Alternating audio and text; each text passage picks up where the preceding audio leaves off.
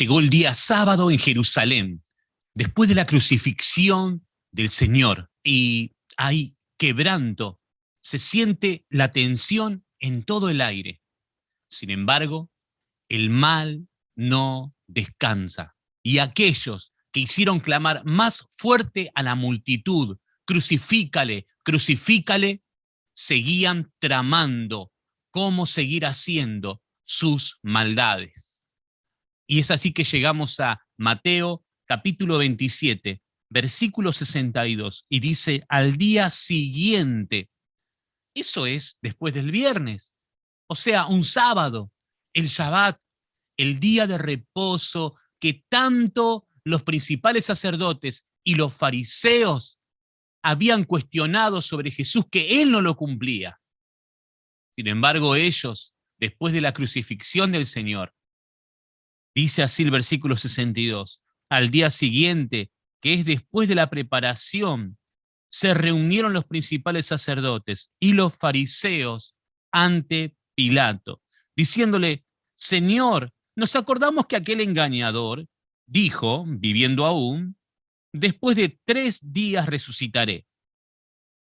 Manda pues que se asegure el sepulcro hasta el 3er día, no sea que vengan sus discípulos de noche y lo hurten y digan al pueblo, resucitó de entre los muertos, y será el postrer error peor que el primero. Y Pilato les dijo, ahí tenéis una guardia, id y aseguradlo como sabéis. Entonces ellos fueron y aseguraron el sepulcro, sellando la piedra y poniendo la guardia. Los fariseos habían sido denunciados junto a los principales sacerdotes por el mismo Señor como hipócritas.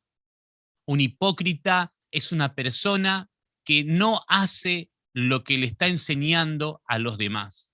La palabra hipócrita del griego viene a significar responder con máscaras. Hipo sería máscaras, como aquellas que se utilizaban antes para actuar en una obra teatral. Se ponían máscaras, falsedad. Ahora entonces queda claro que el comportamiento de ellos era de una falsedad total.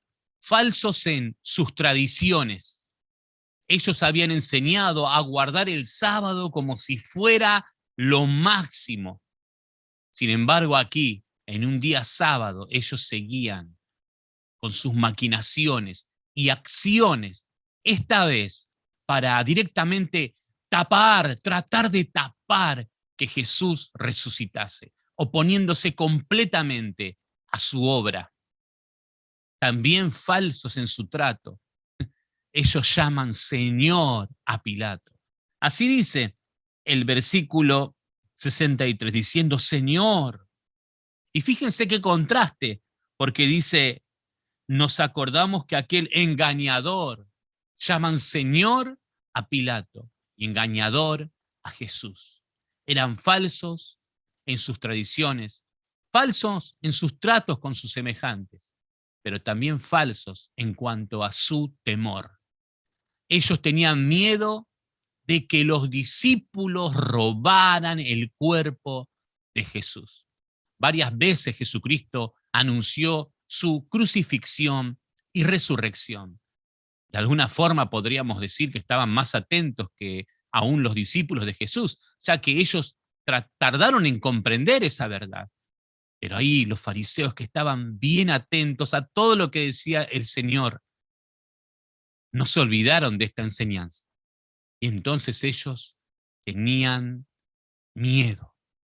Tenían un temor que no venía de Dios. Tenían un temor a los hombres. Ellos no querían perder seguidores y por eso accionaron de esta manera. Los principales sacerdotes y los fariseos eran hipócritas, falsos en sus tradiciones, falsos en su trato, falsos en su temor. ¿Cómo debemos ser nosotros como hijos de Dios?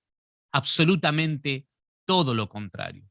Jesús lo había enseñado así en Mateo capítulo 5, versículo 16, en el Sermón del Monte, Jesús dijo, Así alumbre vuestra luz delante de los hombres, para que vean vuestras buenas obras y glorifiquen a vuestro Padre que está en los cielos.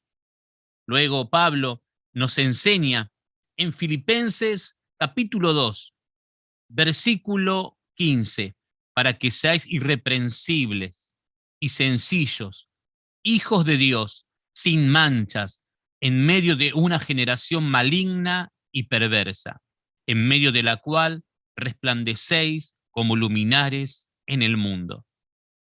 ¿Podemos detectar hipocresía en nuestra vida?